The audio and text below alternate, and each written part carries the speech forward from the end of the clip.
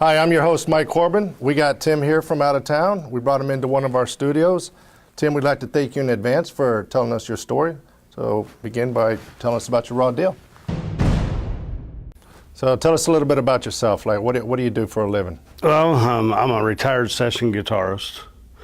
I traveled New York, Nashville, Los Angeles a lot, and I currently, 2 years ago, I started working at Patrick Air Force Base. What were you doing at Patrick Air Force Base? Worked for L3 Communications. Okay. What happened when you were leaving? Well, I was leaving work one day, and I was going out of the main gate, headed north to Cocoa Beach, going home. You know, I'm on my $40,000 bright green loud chopper, and there's this guy beside me for 3.5, 4 miles with his window down the whole way.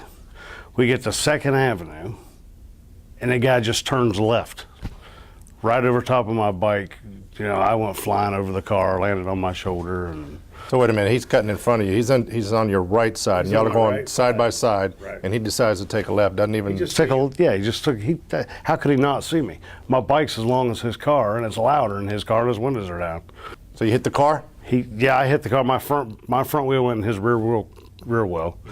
And the bike flipped over the car, I flipped over the car. Obviously you got hurt. Yes. Tell us about your injuries? Well, I tore my rotator cuff, slap joint, everything, and my bicep was down here. And my back, messed my back up pretty good. When you hit this car, or his car, and you flew over, what did he do? What was his reaction? He kept going. What, it was a hit and run? Yeah, there was guys behind me that I worked with that had to go catch the guy and bring him back. When the cops were there, and I'm laying there on a board, you know, this thing on my neck, and the cops talking to me. They're yelling, "Hey, he's trying to leave, he's trying to leave." The guy was trying to leave, you know? So he had already left? He had already left, they brought him back. Okay. Well, while they're questioning me, this guy's trying to take off. So they had to handcuff the guy. You know? And this was after they brought him back? Right. And while you're sitting there in the ambulance or getting ready to get wheeled off, laying on the ground, Yeah, and he was trying to leave again. What was he saying? What was his demeanor like? Me no see him. Oh, so he's a foreigner. Yeah, he was, Pakistani. So he didn't see you. He says he didn't see you. But I mean, he was right beside me. But still, he was involved with an accident. You know, you'd think he'd hang around and make sure you're all right. Exactly. You got taken to the hospital, obviously.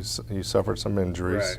Right. And you had insurance? Yeah, he gave false information on his insurance first. Okay. So a friend of mine calls me, and I'm actually in the emergency room, and she tells me this lawyer to hire. So I hire her friend, this lawyer, and this guy just took me to the cleaners. So he was working your case? What was his problem? Okay, here's how it first happened. Okay. He came down the next day, or he sent his paralegal the next day to take pictures of my injuries and go take pictures of the motorcycle, because it was at a shop. Okay. It was at a car shop. They had towed it to a car shop. And then he come back and he told me, okay, I got pictures of the bike, took my pictures. He said, I'm going to get back in touch with you the next couple of days. We'll get this going and all this. Well, I mean, I didn't hear from the guy for 3 or 4 days. So I called his office, and then finally one of the girls at the office said, oh, he went on vacation for 2 weeks. The lawyer went on vacation? Yeah. So I couldn't get nothing done for 2 weeks. So this whole time, my bike's at this auto body shop, charging me $75 a day storage to keep the bike there. And it just keeps building up, which in the end came out of the money that I was supposed to get. Well, you were working at Patrick Air Force Base. Did you get any compensation or? Yeah. Short-term disability for 6 months on my shoulder. When that ran out, they didn't pay me no more. I had to pay for my own insurance if I wanted to keep going to the doctor. But then when they did my back injury, and though they had to redo my shoulder surgery, they started to back over. So how long were you out of work? Oh, it's been a year and a half. So you're still not working? Still not working. So you're not working anywhere at all? The doctor told me that after my back surgery, I couldn't get back to doing the same kind of job. So then you have to find a whole new line of work. Right. You're not climbing up poles anymore. Right. No, I didn't climb poles. I climbed the radars. Radars and stuff. Right. You can't do that anymore? Can't do that anymore. So what are you going to do? I don't know. Go back to music? Go back to music. So how much did all of this end up costing you? If you could put a price tag on it. Oh, my motorcycle to get fixed was $7,000. I mean, they paid for that. They gave you But they $7,000. paid for that. But I mean, I've lost a year's salary, a year and a half. That's $100,000. Right.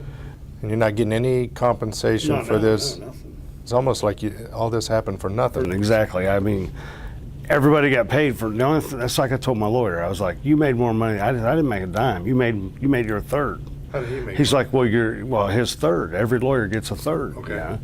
Well, he took his third and then divvied up the rest between doctor bills and my fixing my bike and paying for the storage fee I owed. And you got nothing out of And it. I got nothing. He's like, well, you got your bike fixed. It's like, well, if I wouldn't have got hit, I wouldn't have had to have my bike fixed. But since you've hired another lawyer, or have you actually hired another No, lawyer? no, I've talked to a few, but you can't do nothing. In the state of Florida, you can only sue the guy for what he had in insurance. Well, Tim, thank you very much for sharing your story with us. Thanks for coming out to our studio. We really hope that you win the $1,000 bucks. Thank you. Take care.